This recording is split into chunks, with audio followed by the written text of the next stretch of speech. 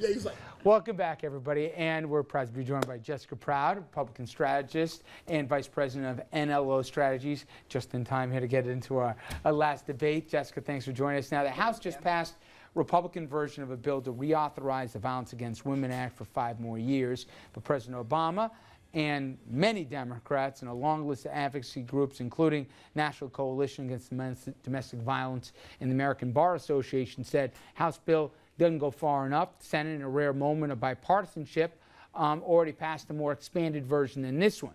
The version that went through the House, it's watered down. Now, the Violence Against Women Act, usually regarded as a non-controversial issue. It's almost 100-0 vote usually, but not today. What's the big difference now? Well, the broader Senate version included provisions designed to protect gays, immigrants, and Native Americans.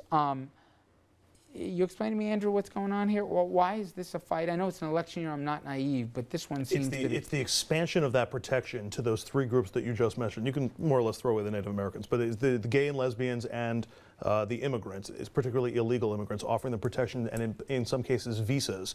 A new report came out just the other day. Illegal immigrants, women and illegal immigrant women, subjected to much higher rates of domestic violence and rape and sexual assault because they can't go to the authorities.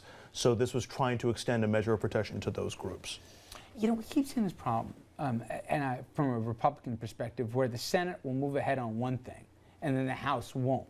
Is there a real, not just the perceived, but an actual divide with House and Senate Republicans in terms of where they see the idea of this isn't where we need? It seems like there's a line in the sand for the House GOP versus what we see in the Senate. Well, there's markedly different philosophies, and in what world are we now writing legislation to protect illegal immigration? It's illegal.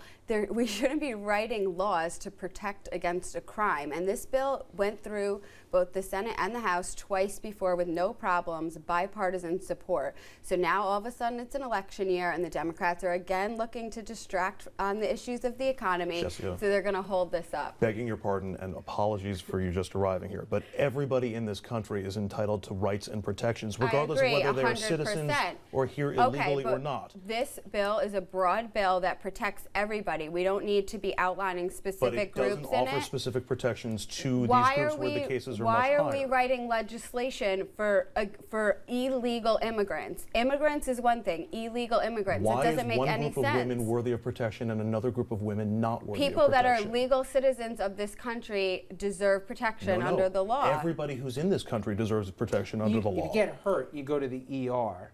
You don't have to provide documentation for them to stop the bleeding. And this bill doesn't exempt them. It goes farther in protecting taxpayer dollars against fraud, but I don't think we should be specifically writing legislation to protect against a criminal activity. It covers everyone. No one's going to be excluded from the law, but there doesn't need to be specific language included in there. When you're facing domestic violence and your only choice is either say nothing and don't get anything done about it, or be deported back to an environment where people are still going to abuse you, that's not much of a choice. This is a larger issue with the problem with illegal immigration, and it extends far beyond domestic violence. There are people in this country that are afraid to go before law enforcement authorities for that very issue, but this is not solving that problem. All right, Jessica, I'll give you the last word on that one. Andrew, Dominic, guys, thank you all very much.